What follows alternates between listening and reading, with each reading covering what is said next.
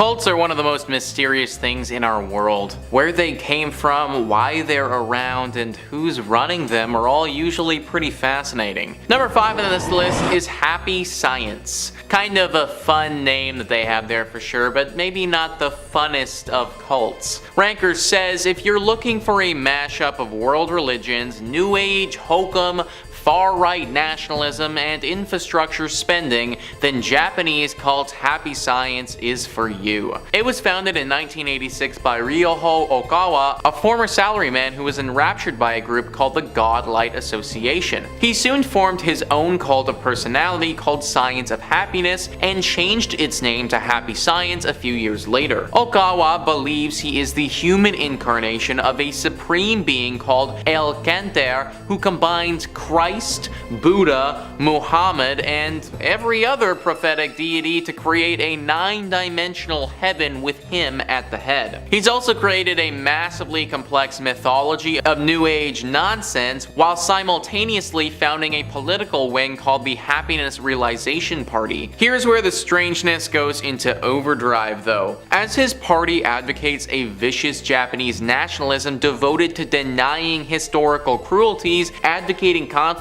with China and North Korea, and rebuilding Japan's infrastructure. The group claims to have 12 million members around the world, has a multimedia arm, and enjoys tax-exempt status in the US. So basically, if it was up to this group, Japan would be invading China and North Korea and probably well on its way to starting World War III. So yeah, definitely not one that you want to be a part of because that could obviously get very bad very quickly. Not to mention you need to worship this dude who believes that he's the human incarnation of all these cool people. I mean, if he actually is the human reincarnation of all of those people, then that's freaking awesome, but come on guys, I think the likelihood that this dude is Jesus as well as Buddha is pretty low. Number 4 on this list is the Brethren. Yeah, so joining this cult really would just be the worst, guys. You just need to give up so much to do it. Ranker says, also known as Body of Christ and Garbage Eaters, the Brethren are an apocalyptic offshoot of the 70s Jesus movement, eschewing worldly possessions and earthly pleasures to purify themselves for the coming end of the world. Brethren members essentially live as vagrants doing odd jobs to survive, eating trash, avoiding bathing and medical treatment, and giving whatever money they do make to the group. They also forbid dancing and laughing until the return of Jesus, bar members from communicating with family, and forbid contact between binary genders. Group founder Jim Roberts passed in December 2015, leaving the future of the secretive cult unclear. You literally need to give up everything in your entire life to get ready for when Jesus returns. I just don't get this one, guys. Like, maybe it's because I'm not part of this cult, but I guess it isn't clear to me why Jesus would be angry that you have earthly possessions. Like, what does he have against you having the occasional knickknack, you know? Also, there's the whole thing where you literally need to eat garbage. I don't think that they're joking about that, guys. Like, you will be eating scraps if you join this cult. Never having a warm meal again, that's about as terrifying as it can get. Number 2,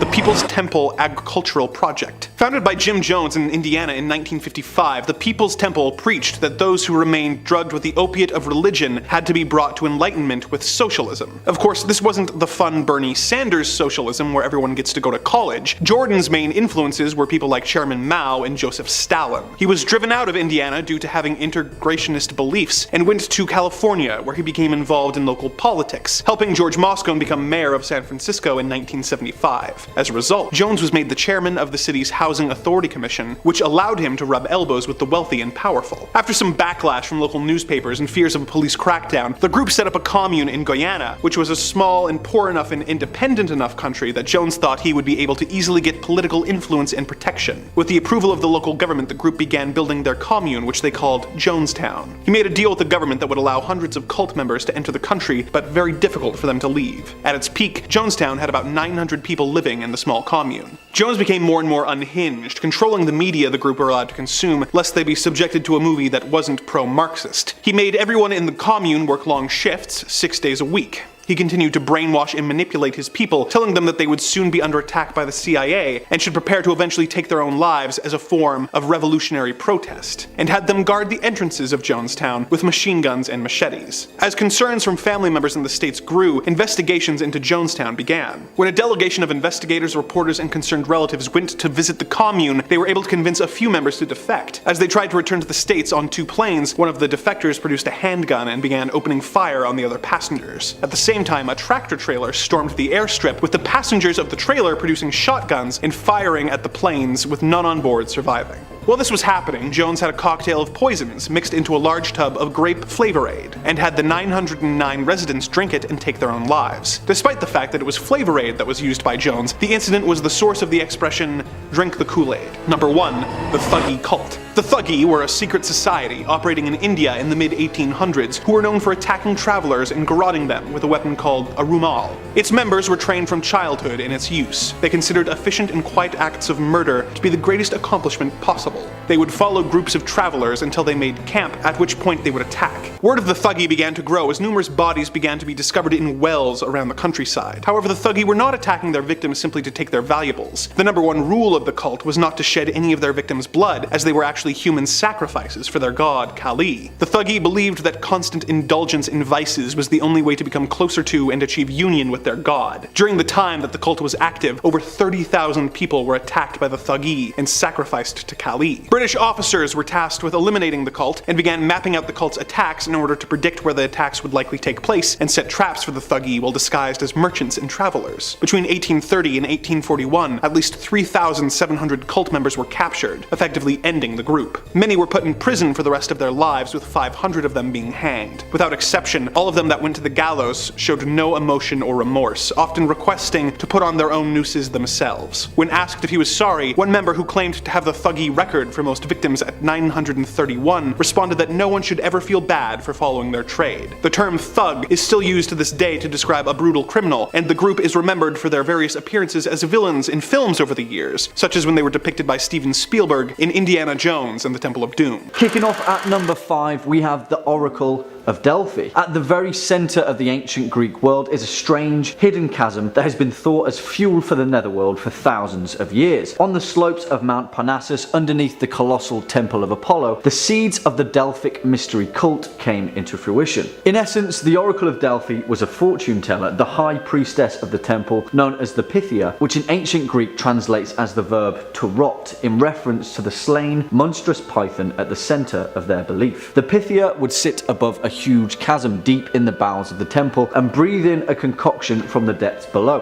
thought to give her hallucinogenic properties that would induce prophecy. So accurate were her predictions, though, that the Pythia was thought to be the most influential woman in the classical world. Whoever held the title would go on to influence the decisions of Alexander the Great, Croesus, and King Leonidas, just to name a few. Coming in at number 4, we have Mithraism. Also known as the Mithraic Mysteries, this ancient Roman cult was centered on the god Mithras, an ancient Persian god which is also tied to the Sanskrit Mitra, a god of the sun. Now, if we're talking the stereotypical aspects of a cult, then this is where it all started. Strange, complex sets of initiations, secret handshakes, and bizarre, ordained meetings in hidden underground temples. You know the stuff. A lot of them are still around today actually, one of the best preserved being in London, England, of all places. Just a few steps away from the Bank of England is London's Mithraeum, where ancient Roman soldiers would meet in secrecy and whisper the name of their god. But what's so scary about that? You know, sounds harmless enough. Well, these guys were totally obsessed with Mithras slaying the bull and ritualistically reenacted it whenever they got the chance with live animals and the consumption of flesh. Gradually, this got a little bit out of hand and people became part of the menu. Yep. Cannibalism. Also a little bit scary, but many people believe that the Mithraic cult is still around today, just lurking somewhere in the shadows. Probably London. Coming in at 3, The Shelter Cycle by Peter Rock. Inspired by true events, The Shelter Cycle, written by Peter Rock, tells the story of 2 children, Francine and Colville, who grew up in the Church Universal and Triumphant, a religion that predicted the world would come to an end in the late 1980s. While their parents built underground shelters to withstand the impending Soviet missile strike, Francine and Colville Colville played in the Montana wilderness where invisible spirits watched over them. However, when the apocalypse does not occur, the sect's members are forced to resurface and grow up in a world they believed might no longer exist. Now, the depiction of the cult is harrowing, but what makes the book more unsettling is the depiction of someone who has survived it. Someone who, having lost his rudder, might be capable of absolutely anything. Now, as outsiders, we believe that when people escape a cult, they are safe, right? However, Peter Rock turns this on its head and examines how cults continue to live inside of us, evolving and changing over time. Coming in at 2, The Girls by Emma Cline. The Girls is a 2016 debut novel by Emma Cline and is loosely inspired by the Manson family and the murder of actress Sharon Tate. The novel itself is set in 1969 and focuses on 14-year-old Evie Boyd, who feels isolated and unloved and ends up spending the majority of that summer with a group of teenage girls on a ranch who are all devoted to a man named Russell. Now, the novel never explicitly states that it's talking about the Manson murders, but it's obvious to almost everyone who reads it. Cline also gives intimate insight into adolescence, desire, and the grotesque lengths some are willing to go in order to feel like they belong. Now, for those who don't know, the Manson family was a desert commune and cult led by Charles Manson that was active in California in the late 1960s and early 70s. The group consisted of 100 of his followers who lived an unconventional lifestyle with habitual use of hallucinogenic drugs. Now, on the evening of August 8, 1969, 4 members of the Manson family invaded the home of actress Sharon Tate and movie director Roman Polanski and murdered Tate, who was almost 9 months pregnant at the time, along with 3 friends who were visiting and an 18-year-old visitor who was slain as he was leaving the home. The Manson family were brutal and absolutely abhorrent, so if you want to read a fictional depiction of the group, check out The Girls. Number 5. The Manson Family. Starting out with the most famous of the cults on this list, we have the group of young people who fell under the spell of Charles Manson in the late 1960s in California, USA. Charles Manson was in and out of prison for most of his life before settling in San Francisco and beginning to establish himself as a guru during the height of the Summer of Love hippie culture. Using some elements from the philosophy of the FLDS Church of Final Judgment, who believed that at the end of the world, Jesus and Satan would join forces to judge humanity, Manson formed a group of mostly young women, teaching them that they were reincarnations of the original Christians and that he was Jesus Christ. In a converted school bus, the group made their way to Los Angeles, where Manson preached and continued to grow his group of followers. They stayed in the home of Dennis Wilson of the Beach Boys for a time, before eventually moving them to an old disused Western movie set, Spawn Ranch. In exchange for the company of the many female followers, the owner of the ranch, George Spawn, allowed Manson and his growing family to stay at the ranch free of charge. Manson began using his followers for extortion, taking a music teacher who they believed had inherited a large fortune hostage in his home and demanding that he join the cult and turn over the money. The man maintained that they were mistaken, and Manson attacked him with a sword before having one of his followers finish the job. In the cult's most famous incident, Manson sent 4 family members to the home of Hollywood actress Sharon Tate with instructions for them to end the lives of Tate and her 4 guests who were staying with her. The next night, these family members were joined by 3 others and brought by Manson to the home of Leno and Rosemary LaBianca, where they broke in and tied up the 2 residents at Manson's instructions. He then ordered them to dispatch the victims and left. Although it hasn't been conclusively proven, the Manson family are believed to be responsible for at least 15 other people, with Manson himself claiming at one point that he was responsible for 35 total deaths. Manson was apprehended and put on trial along with the family members who had carried out his orders, but the trial showed just what a hold Manson still had over his family. Family members showed up outside the courthouse where they held a vigil while armed with hunting knives.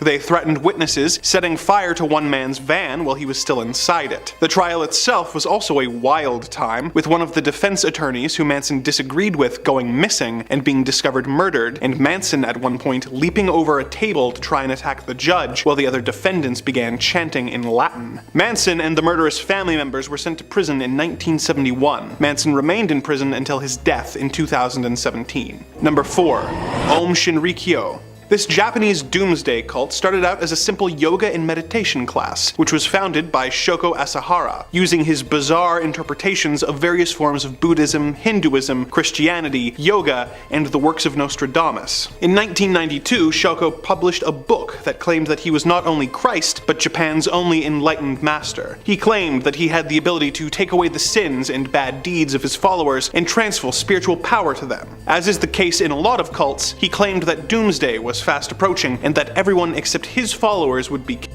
The movement grew, eventually getting enough members to be considered an official religion. Membership continued to grow, but rumblings began emerging that some members were being tricked into joining, were being forced to donate large sums of money, being held against their will, and in one case even murdered when they tried to leave. An anti-cult lawyer tried to sue the group and soon went missing with his wife and child. Things escalated even further in 1993 when the group tried to use a machine to pump anthrax onto a neighborhood in Tokyo. Although thankfully, the group had stolen the wrong type of anthrax and no one was hurt. Due to the failure of the anthrax, the group began manufacturing sarin and VX nerve gas, which they used in their subsequent attacks. In 1994, the group used a converted refrigerator truck to release the gas on a neighborhood where judges, who were presiding over a lawsuit against the group, lived. 500 people were injured and 8 died, but the attack was not linked to the cult at the time. A few months later, the brother of a member who had escaped was kidnapped, dispatched by the group, and disposed of with a microwave-powered incinerator. He had left a note saying that should he go missing, the group was responsible. Asahara was trying to manufacture weapons, and in order to distract the police, had some of his followers carry out a devastating attack. On March 20th, 1995, Aum members boarded 5 separate trains in Tokyo's subway system and released sarin gas, resulting in 13 people dying, 54 being seriously injured, and between 980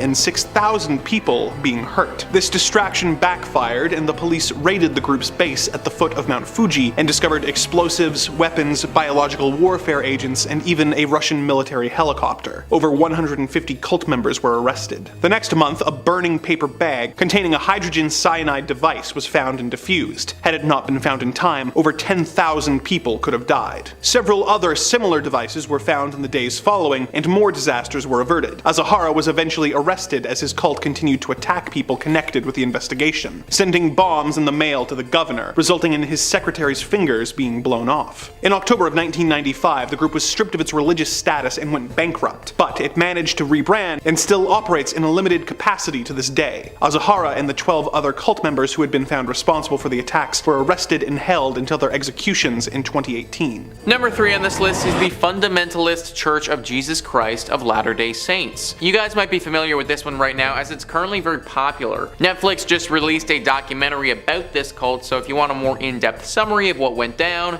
definitely go check that out. Ranker says that this cult was an offshoot of Mormonism that's constantly in the news for unsavory reasons. FLDS openly embraces polygamy, which the mainstream LDS outlawed a century ago. The group has anywhere from 6,000 to 10,000 members in rural Utah and Arizona, with the group having almost total control of 2 small, linked border towns in 2 states. While Mormon splinter groups had been around long before, the FLDS was incorporated in 1991 by a group of men who had been excommunicated by the church. They went through a range of leaders who all declared themselves prophets until being taken over by Rulon Jeffs in 2002. He passed shortly thereafter, and his son Warren took over. It was under Warren Jeffs that the FLDS practices of child marriage, bigamy, incest, racism, abandonment of teenage boys all became public knowledge. Jeffs was sent to prison in 2007, but continues to be the de facto head of the church while his successors squabble for power. This cult certainly isn't as powerful as it once was, and you have to imagine that as time goes on and more people are educated on what this cult did in the past, that will continue on a downward trajectory. But for now, they still aren't totally finished, and if you wanted to, then you could join this group. Absolutely do not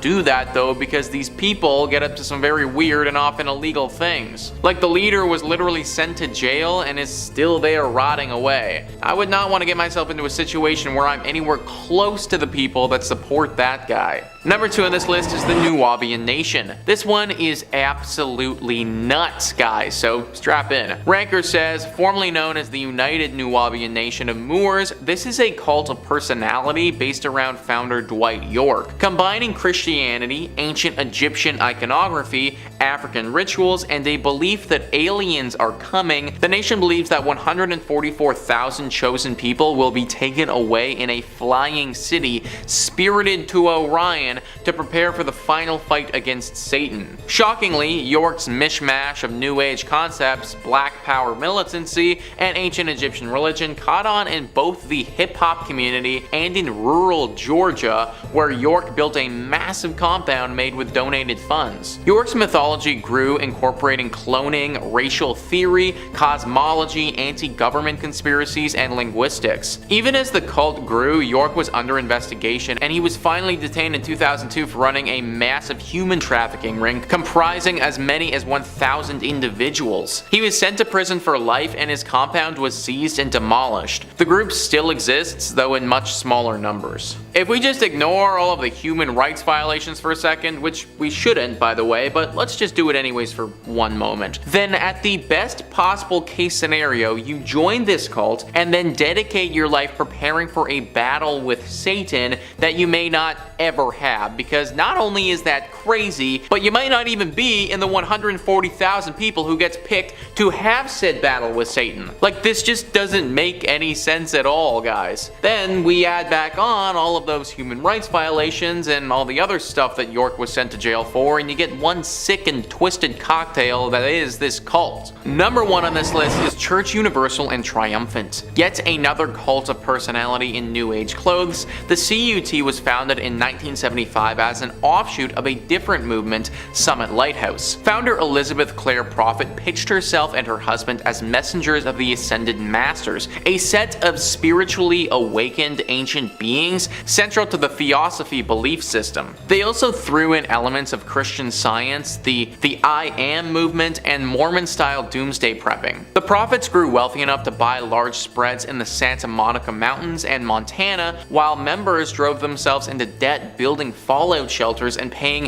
huge sums of money to reserve a spot in the post-nuclear conflict society. The church was also accused of making illicit straw purchases and of using sleep deprivation against members who attempted to leave. In ill health, the prophet retired in 1999 and passed 10 years later. Since then, the church has gone through legal problems and succession squabbles, but members still meet on a regular basis. So yeah, just join this cult if you want to potentially get tortured from sleep deprivation. Oh, and while we're torturing you, we're also gonna take all your money and invest it into some underground bunker that you'll probably never use. If that doesn't sound like an excellent use of time and money to you, which it probably shouldn't, then I really wouldn't recommend joining this cult. Coming in at number 5, Gather the Daughters by Jenny Melamed. Jenny Melamed's debut novel, Gather the Daughters, transports readers to a post-apocalyptic colony ruled by tyrannical men. The futuristic community is shaped by sexism, censorship, and government-mandated procreation. The book has been compared to The Handmaid's Tale due to its depiction of female servitude. Now, as the novel's heroines come of age, they are confronted with depravity of the colony's traditions, and thanks to specific occurrences, a rebellion is sparked. Now, unlike The Handmaid's Tale, we're given very little information about life beyond the island the cult is residing on, with Melamed keeping us in the dark and just as frustrated as her characters. It's a captivating novel that inspires but at times sickens, but is mostly a meditation on the dangers of misogyny and fear. In at number 4, Underground, The Tokyo Gas Attack and the Japanese Psyche by Haruki Murakami. Published between 1997 and 1998,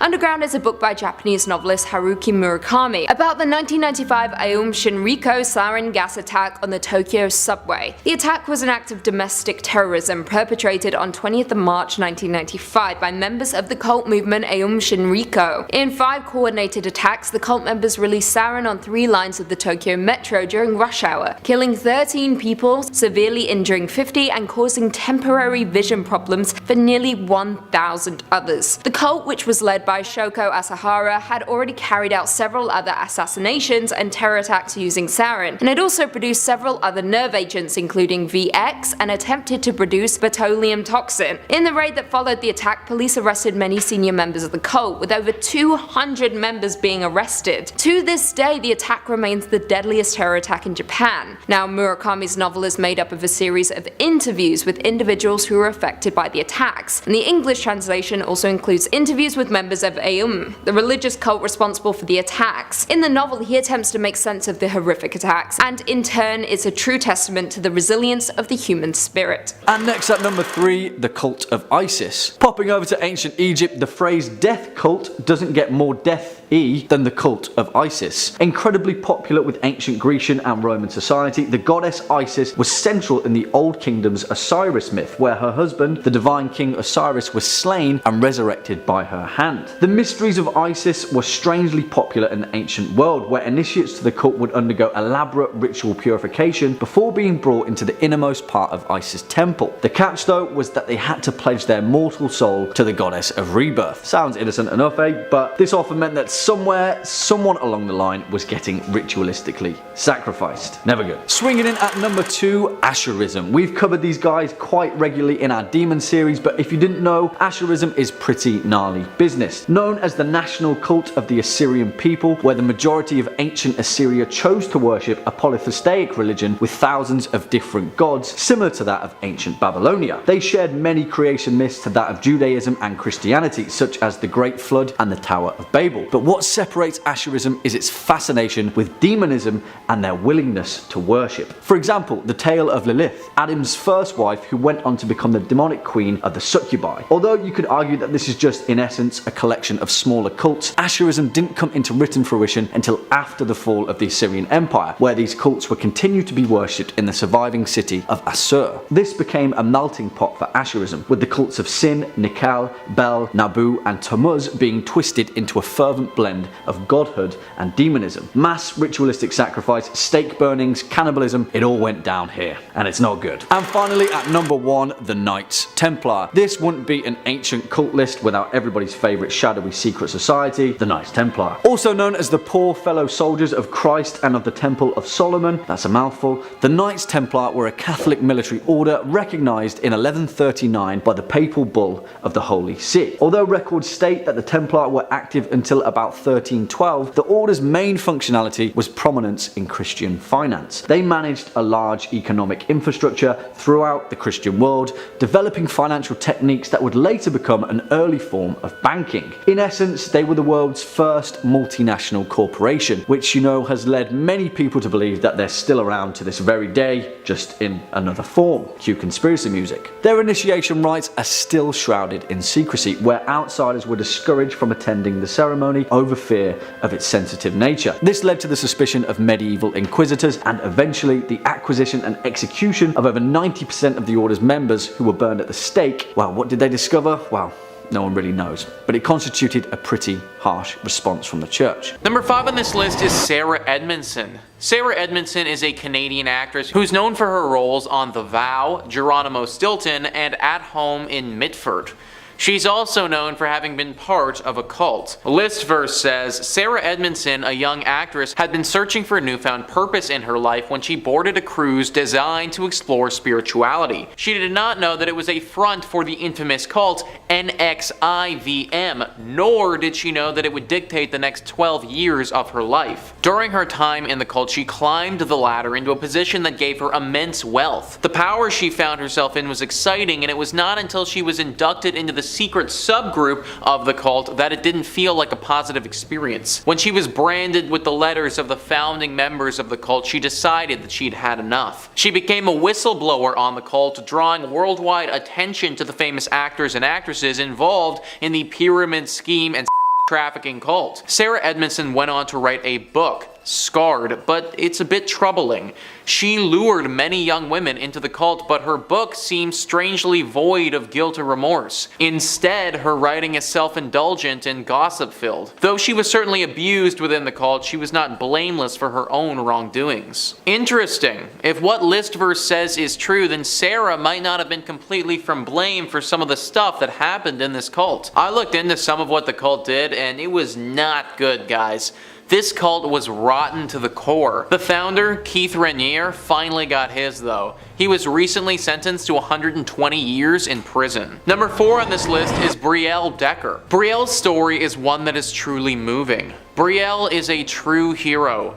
Not only did she escape the fundamentalist Church of Jesus Christ of Latter-day Saints cult, she established a refuge at the cult headquarters after the cult leader was arrested. FLDS, a polygamous cult, was led by Warren Jeffs. During his reign, he forced approximately 80 women and children into marriages. Briell, who was born into the FLDS, knew from a young age that she would be forced to marry the middle-aged man. When she turned 18, he prepared their wedding ceremony and she had no choice but to go along with it. Around this time, the FBI charged Jeffs for forcing an underage girl into marriage and later conducted a raid on the FLDS compound where they discovered just how many children Jeffs had forced into marriage. Jeffs was, of course, charged and sentenced to 20 years in prison. The $100 million FLDS fund, which was seized by the government, was partially given to Briell to buy Jeffs' mansion and turn it into a refuge for victims. Even though she went through some really horrible stuff, Decker's character remained intact. And now she's taken the experience that happened to her and turned it into a way to help all the others who were affected. Big shout out to Briell. Coming in at number 3, we have Children of the Corn. Children in horror movies are already creepy, but put them in a cult composed solely of children, then you have a recipe for absolutely terrifying scares. Children of the Corn, based on the book of the same name by Stephen King, is a supernatural folk horror starring Linda Hamilton and Peter Horton, and is set in a fictitious rural town of Gatlin, Nebraska. The film tells the story of a malevolent entity referred to as He Who Walks Behind the Rose, which entices the town's children to ritually murder all the town's adults and a couple driving across the country to ensure a successful corn harvest. As the couple arrive in the small, seemingly abandoned town, they discover the congregation of children led by a girl named Rachel, with them performing a cultural birthday ritual for Amos by drinking his blood from a pentagram-shaped cut on his body. Amos has turned 19, therefore is considered old enough for his passing, joining their god in the cornfield. Now, while the movie as a whole was a little disappointing, it does deliver on the horrors of cults. Not to mention there were 7 sequels, with the first being far superior. The cult movie in turn gained a cult following, with it being a hit among movie lovers. Coming in at number 2, we have Hereditary. One of 2 Ari Aster movies on our list, Hereditary was a surprise horror movie, with the reveal of its cult being kept a secret for much of the movie, making it incredibly unexpected when it begins to unfold.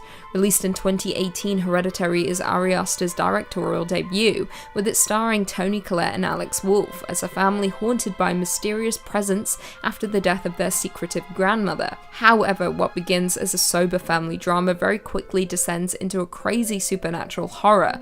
What begins as a slow burn quickly catapults into a disturbing horror after an incident involving the family's son and daughter, leaving viewers covering their mouths. As a result of the incident, the mother, Annie, is forced to turn to a support group member, Jones, for support, learning ways she can contact the realm of the supernatural. However, this has devastating consequences, with her awakening something that should never have been awoken. Viewers very quickly learn that a demon-worshipping cult are the true causes of the family's misery and pain. Worse still, Ari Aster plants Easter eggs throughout the movie as a way of warning us of things to come. However, saying that, most of us may have missed these subliminal messages, but what I can say is, the wall-crawling demon was revealed long before the last 30 minutes of the movie, with the cult being there all along, watching the family and waiting for their moment.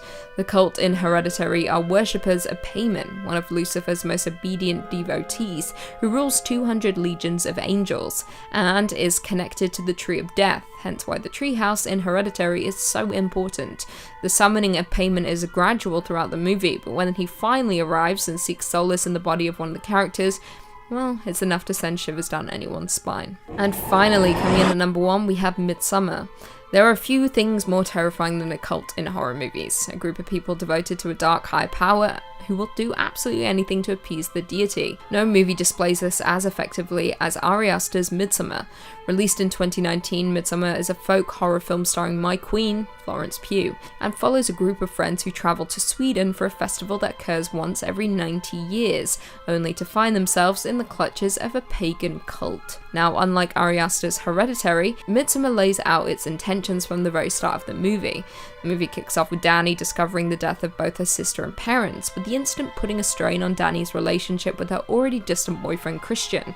Not long after, she learns that Christian has planned a trip to Sweden with his friends to attend a Midsommar celebration at an ancestral commune, so the group packs up and heads out. Things very quickly descend into madness, with the group arriving and being met by a large group of white cult members in a very peculiar white outfit, with Danny realizing that something isn't quite right here. However, her concerns are proven correct when 2 commune elders die by senicide via leaping from a cliff top. When the male elder survives the fall, the cult mimics his wails of agony and crushes his skull with a mallet. Yeah, things aren't fun in Sweden right now. Now, without ruining much more for those who haven't watched it yet, the cult does what is necessary to summon the dark higher power that they worship, with the American tourist being used as a sacrifice for the demon. Now, more interesting still, while this movie isn't entirely based on a real cult, director Ari Aster does describe it as a stew of sorts. I quote, "We're drawing from actual Swedish traditions. We're drawing from Swedish folklore. We're drawing from Norse mythology." All in all, Midsommar successfully draws on the disturbing conventions of cultist horror to generate a sense of dread and unease, making it my favourite folk horror movie and cult horror movie of all time. Kicking off at number 5, Children of the Corn, 1984. He wants you too, Malachi.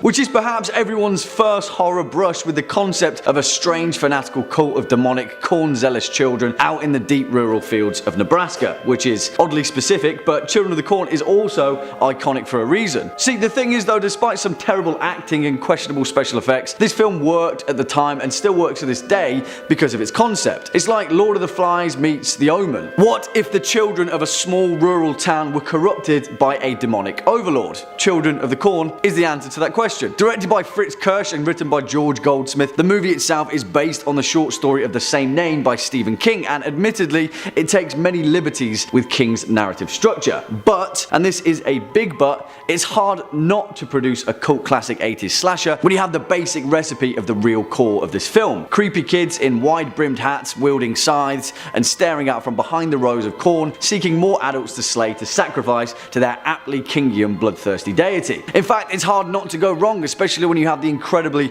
unnerving performance from the then child actor John Franklin as the genuinely unsettling Isaac Kroner. Oh, and of course a direct reference to He Who Walks Behind the Rose, aka Randall Flagg himself. Like many of Stephen King's fictional works, Children of the Corn is a cautionary tale on the dangers of delusion and organised corruption, and that's why it's so damn good. Next up at number 4, The Ritual, 2017.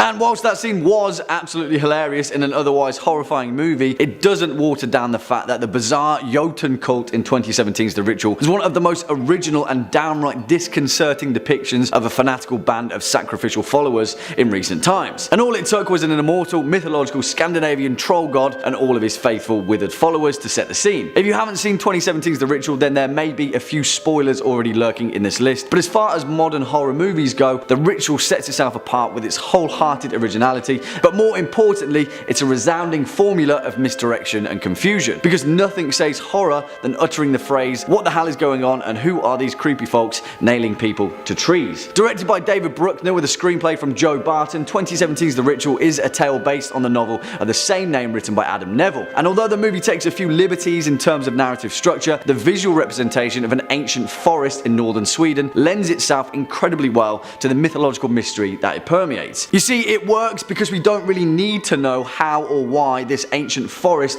is populated by a bunch of Jotun worshipping fanatics. We just need to get out of said forest and survive. And that makes for some terrifying horror viewing. Coming in at number 3, Congregation for the Light. Now, the majority of this list are organisations that are happily out in the open, that try and amass as many members as they can, get under their leadership. Well, these guys like to do things a little bit differently. Strangely enough though, they like to be out in the open, avoiding the backwater compounds synonymous with many other cults, and instead having their headquarters deep in the heart of Manhattan. They're controlled by one all-powerful leader, Tom Bear, a 73-year-old Ohio native who denies that the light is a cult. He preaches bizarre racial theories regarding Aryans and Atlantis, preps his people for a doomsday event, speaks about complex mythology involving owls and squirrels, and has an all-powerful grip on the relationships and love lives of its members. The Congregation of the Light is an incredibly small cult, having only roughly 200 members, but the scary thing is how secluded the group are, with the majority of them being born into the light. Bringing us in at number 2, Happy Science. Happy Science, well, its name definitely doesn't reflect the tone of its actual nature. In fact, as far as terrifying modern cults go, Happy Science is probably near the top of the list. An absolute mishmash mashup of world religions, from New Age hocus pocus to far-right nationalism. The leader of Happy Science, a man named Raihuo Akawa, claims that he's a supreme being called El Kanter, a combination of Jesus Christ, the Buddha, and the Prophet Muhammad. Formed in 1986 by the former salaryman, Akawa initially called the group the Godlight Association. His pursuit is to create a 9-dimensional heaven, whatever that may be, with himself at the head of the whole cult of personality shenanigans. Here's the kicker though, the group claims to have over 12 million members worldwide, and have also founded their own political wing called the Happiness Realization Party. And here's the crazier part, this group advocates violent Japanese nationalism, denying historical atrocities and advocating for war between China and North Korea. Let's hope they stay just a cult, right? And finally, at our number 1 spot, NXIVM. If you're wanting to find a modern cult that is incredibly recent, then look no further than NXIVM. According to their website, NXIVM is a company whose mission is to raise human awareness, foster an ethical humanitarian civilization, and celebrate what it means to be human. Well, apparently that translates to being at best an abusive pyramid scheme, and at its disgustingly worse, a human trafficking operation and sex cult subsidized by expensive brainwashing. NXIVM and its owners have been indicted on several federal charges, including sex trafficking, and have been accused of being a recruiting platform for a cult operating within it, variously known as DOS or the Vow, where women members in particular were forced into sexual slavery and physical abuse. It's a disgusting modicum of the abuse of power demonstrated at the expense of vulnerable individuals. The cult was founded in 1998 by Keith Raniere, who through several decades of deception managed to coerce over 17,000 under the organization's influence. This has included a huge amount of celebrities, actors, actresses, models, and other public figures. The lid was fully blown open in March 2018 when Raniere was arrested and federally indicted, shortly followed by other important figures in the cult. Well, they go to trial in October 2018. Coming in at number 5, Rosemary's Baby.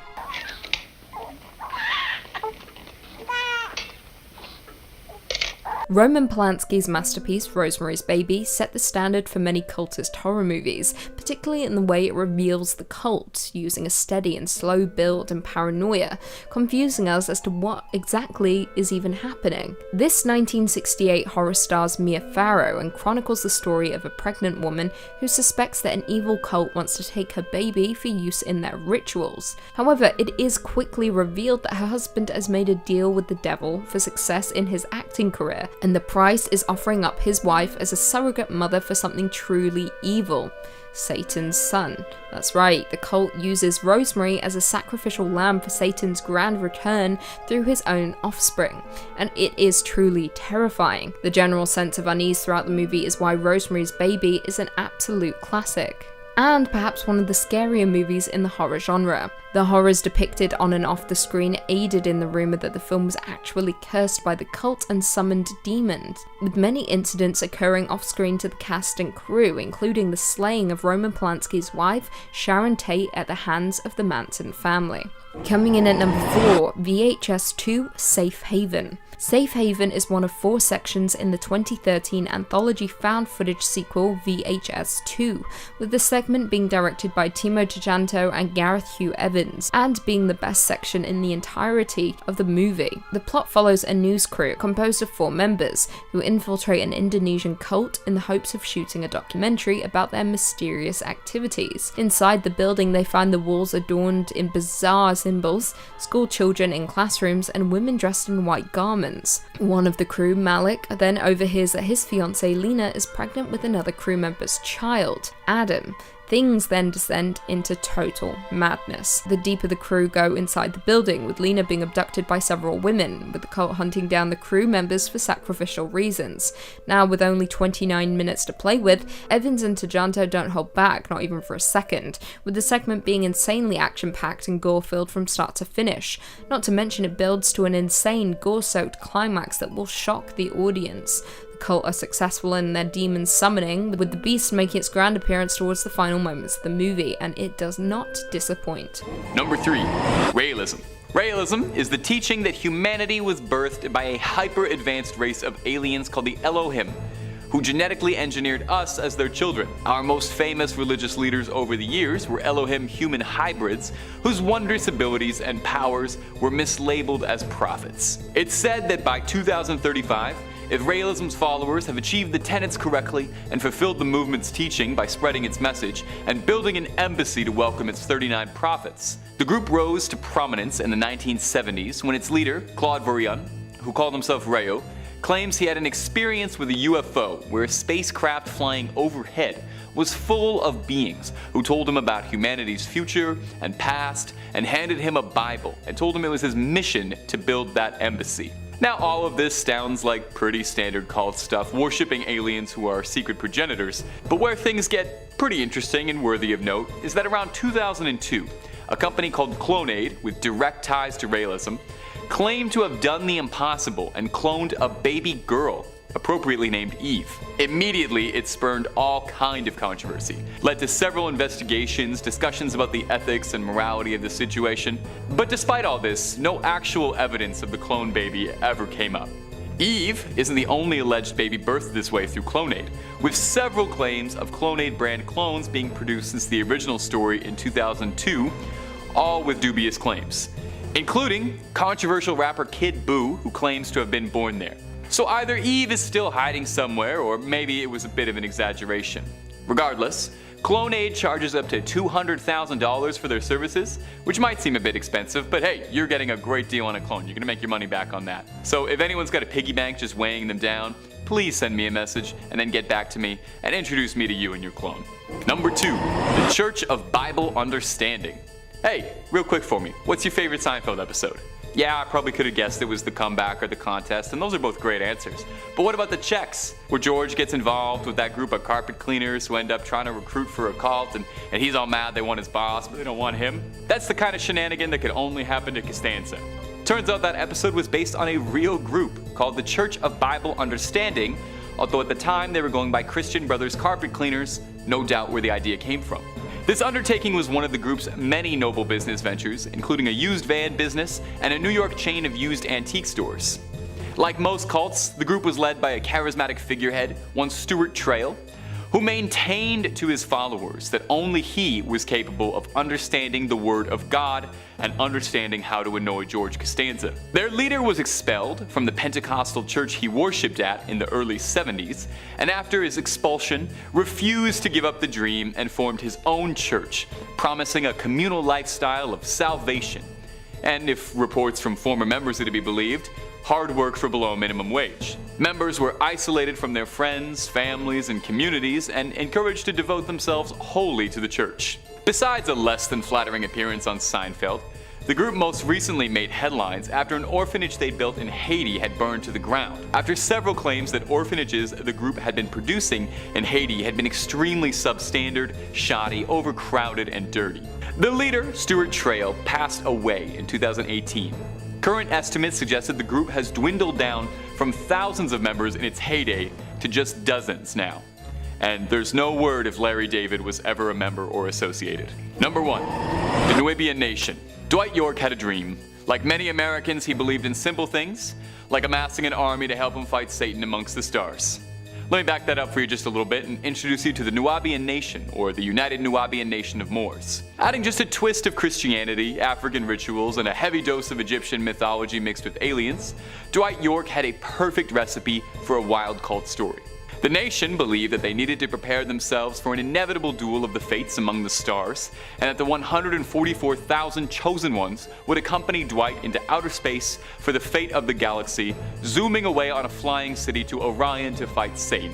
Now, I have no comment about any of that. Maybe it was the cult of personality, maybe it was the promise that you could potentially get involved in a Star War, but this was a surprisingly popular movement around rural Georgia, where York built up a massive compound that looked a bit like a pavilion out of your favorite Egypt-themed amusement park, and bringing in members in droves. As the numbers grew, the mythology grew, incorporating cloning, racial theory, anti-government conspiracy, and a whole lot more. But the dreams of the Starfarers would be cut short when an investigation in 2002 revealed a horrifying truth: that their leader Dwight York was involved in a massive human trafficking operation said to have been comprised of as many of 1,000 people. On May 8, 2002, the Sheriff's Department of Georgia, with the aid of the FBI, shut the entire operation down.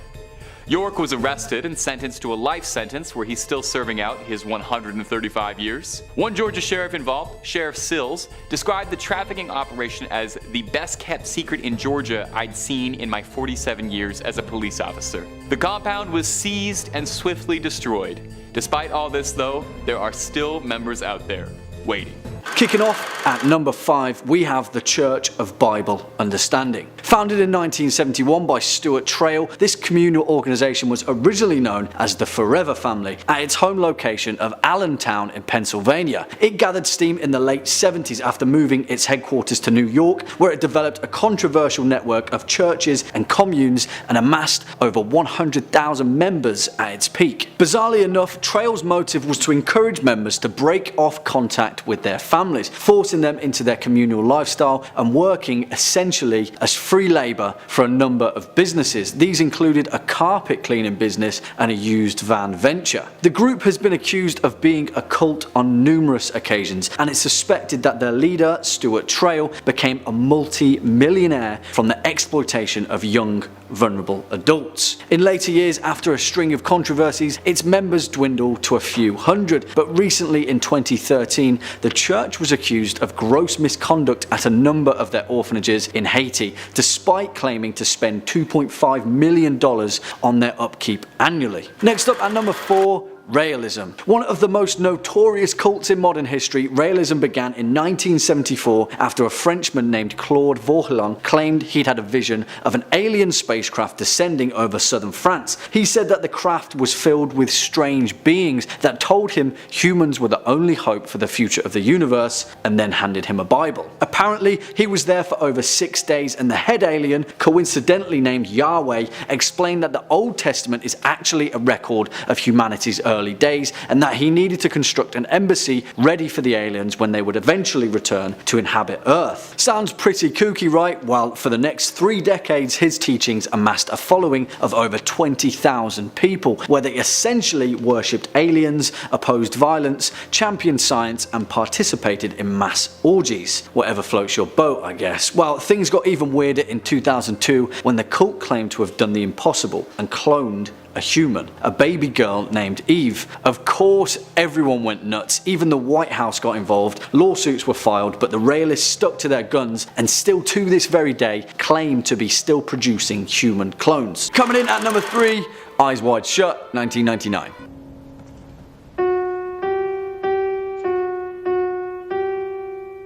May I have the password, please? Which is perhaps the most traditional depiction of horror movie cults on this list, because there's nothing quite as visually iconic as a dimly lit room and a bunch of cultists dressed in flowing robes and porcelain masks, right? And for many people, Eyes Wide Shut is perhaps the quintessential cultish cautionary tale that very aptly spells out the fact that you should always be careful what you wish for, particularly if you're Tom Cruise. And it's also important to note that this film has caused so many conspiracy theories since its release in 1999 that it's pretty much considered to be a cult in its own right. But I'll leave that one down to your own interpretation. Written and directed by the legendary Stanley Kubrick in his last ever film before his death, Eyes Wide Shut tells the tale of a curious doctor who slowly finds himself roped in with a mass secret society that has a thing or two for theatrics after discovering that him and his wife are going through a few crises of fidelity, to say the least. The thing is, there is so much to this movie that you can take the cult that comes with it in many different fashions. Depending on how you see the inner workings of the background of this movie, it may just be a bizarre tale of adultery and lust, but sometimes if you look deeper, switching the lens as we can often do with Kubrick's cinematic works, you'll see suspicion in every background actor and in every out of place frame. You'll see moments of deception, human sacrifice, ritualistic symbology. This film really is that good, and whilst the proverbial cult isn't as explicit as in other films, Eyes Wide Shut is perhaps the starkest depiction of a very human conspiracy. Swinging in at our number 2 spot, The Void, 2016.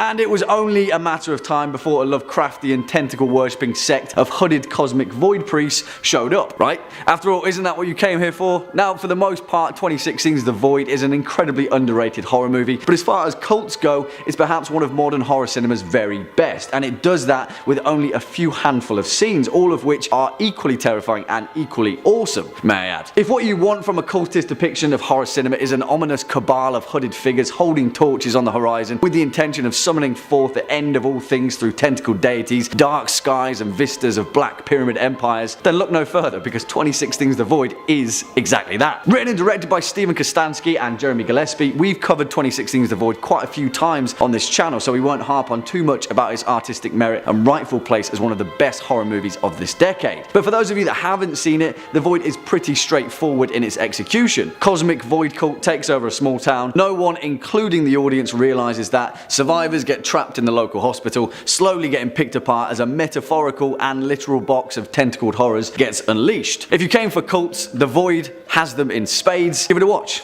You won't be disappointed. And finally, coming in at our number 1 spot, Suspiria, 1977.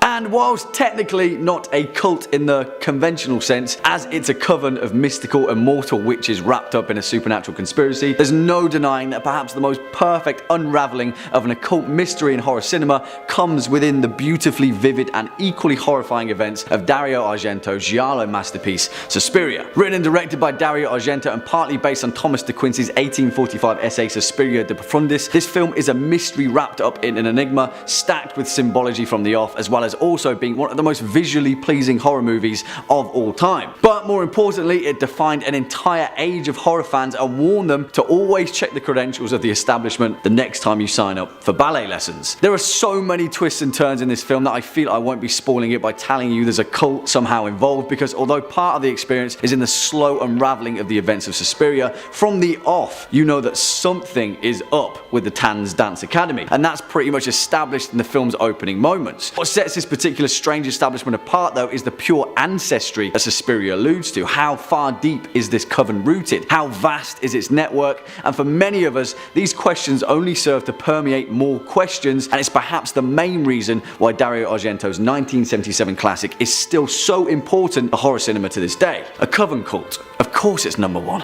Number 5, The Brethren. Do you feel like the modern world has got you down? Got you running around feeling overwhelmed? Perhaps you need a break from it all and you want to get away. I want to go back to a simpler time. Well then perhaps The Brethren is the movement you've been looking for. Founded by Jim T. Roberts, the movement seeks to shed all of the convenience and accommodations of modern living, with its members instead choosing to live as vagrants, drifting on the edge of society, away from the prying eye of the modern world. Their leader believes that in order to be guaranteed a spot in heaven, one must purify themselves. And to the Brethren, this means purifying themselves of just about every facet of modern living. As part of their renouncement of all modern living, Brethren must forsake all of their family, friends, their jobs, their livelihoods, all in favor of their new brothers. You aren't allowed to partake in any material goods of any kind. Sew your own clothing and eat what you can scavenge. This particularly grisly habit is what gave the cult its enduring nickname of garbage eaters, for their tendency to dumpster dive. You're not even allowed to laugh, celebrate, or play, as all celebrations must be saved for the return of the Savior at the end of the world. Although giving those conditions, I'm not sure what you'd have to laugh about. It goes as far too as members being barred from receiving treatment or medicine, even for common curable illnesses. Because members are forced to cut themselves off from their families, oftentimes members disappear without their family members ever even getting to know what happened. As such, groups have sprung up to try and reconnect brethren to their families and hopefully get them a dinner that didn't come out of a dumpster. Why not toss a subscribe our way and join our group here? Our teachings are scary videos every day, and the only thing you have to give us is a subscribe, and if you're feeling really generous, maybe a like too. Let's keep going. Number 4, Happy Science. Happy Science, formerly known as the Institute for Research in Human Happiness, is a Japanese New Age religion that's sort of a loot bag for as many religious concepts as you can think of. In Happy Science, all gods that have been worshipped throughout history across various religions were actually all the same god, named El Cantare, roughly translating to the singer. The group's founder, Ryoho Okawa, just happens to be the incarnation of all these holy deities manifested as one man. He also claims to have the energies of various celebrities inside him, including Freddie Mercury and former US presidents. The group preaches happiness, obviously. Following the group's mantra, in order to obtain happiness, one must practice the principles of happiness known as the fourfold path: love that gives, wisdom, self-reflection, and progress. Now, Happy Science isn't just some fringe group in a tent in the backwoods. Rough estimates suggest that the group pulls inwards of $45 million a year. Sounds like there's some kind of profit happening here. That's a little pun for you. Happy Science has a full-on media division, producing several animated and live-action films, and publishing books numbering close to the thousands, mostly being transcriptions of Okawa's lectures about happiness, spirituality, and occasionally aliens, as a major part of the group's belief revolve around UFOs, aliens, and other cosmic entities. The group is fairly widespread, boasting temples across the world in various continents. The group's statistics claim that there are 11 million members worldwide, although more conservative estimates put it around 30,000 worldwide. Regardless, Happy Science is something that's clearly making a lot of people happy. Number 3 on this list is Anna LeBaron. A lot of people get poached at a young age to join cults. It's pretty easy to do that poaching if you can start from birth. Anna LeBaron's father, Ervil, was the leader of a cult that's been linked to over 20 murders. Her father had 13 wives and over 50 children between them all. Anna, in the book that she's written called The Polygamist's Daughter, details how she and the other children were made to feel isolated and were forced to work 12-hour workdays. Her father was wanted by the FBI for organizing the murders of over 10 people. He was eventually captured, but even after his capture, his followers continued to kill. He had made a master kill list and his devout troops were following it. Luckily, at the age of 13, Anna was able to escape with the help of her sister. She went on to go to college and live a relatively normal life, which is kind of crazy to think about considering how her existence started. Number 2 on this list is Clary Ashman. Clary, as many followers of cults are, was poached at a young age and just found herself involved in something that she never wanted to be a part of. The list verse says, Claire Ashman grew up in the very traditional Catholic society of St. Pius X. When she left her family and started life outside the strictly Latin faith, she was confused and unsure of herself. In many ways, she was clueless and uneducated by her family. That explains why, when she turned 15, she was not aware that it was creepy for a 27-year-old man to show interest in her. Unfortunately, without healthy relationships for her to learn from, Claire accepted a marriage proposal from the man. Shortly after their marriage, her husband discovered the Order of St. Charbel, and Claire found herself smack in the middle of a doomsday cult. Claire was even more confused when she was selected as a princess of the church and was destined to marry the cult leader. For 6 years, she grappled with the controlling hand of the church and her husband, until one day she got her hands on a book called The Beautiful Side of Evil, which first unveiled the term cult to Claire. She understood at once that she was in a cult and began learning about how to open a bank account, how to sign a lease on an apartment, and how to be free. After learning more about how to survive outside the cult, Claire escaped. She now hopes her retelling of her experiences can help other women find a better life. Imagine getting married to this guy who basically groomed you from when you were 15 and then getting told that you're actually gonna get married off to some other dude. Meanwhile, you have no idea what a bank account is or like actual real life is. It's so good that she found that book and was able to realize that this isn't how life is supposed to go. I can't imagine how bad things would have got if she had never found it. And finally, number 1 on this list is Rebecca Stott.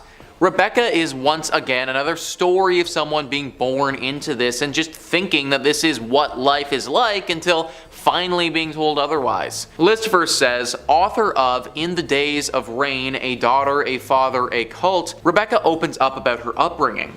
She and her families were members of a religious cult, the Exclusive Brethren. In an interview with NPR, Rebecca stated that rules were enforced with intense interrogations about your sins, and that punishments would often include isolation that could go on for weeks. Rebecca details the anger she was forced to bottle up and how silent she was forced to be around men. When the cult leader, Jim Taylor Jr., was found sleeping with a young married member, the entire cult ruptured. 8,000 members left the cult, including Rebecca's family. But that did not mean her hardships were over. Rebecca described the overwhelmingness of the outside world with a sense of vertigo. All the rules of her old life spun around as she took more and more steps away from their binds. It took a very long time for Rebecca to grow less shell-shocked by the world, and to this day she cannot bring herself to open a Bible, which makes a lot of sense. By the time Rebecca was just 6, she had undergone at least 3,000 hours of forced Bible study. Being born into something like that must be so hard. I imagine that she's dealt with feelings of inadequacy her whole life. Also, getting shoved inside an isolated room for time if you misbehaved is pretty whack, guys, and not something that anybody should want to be a part of. Very glad that Rebecca managed to make it out with her life still left to live.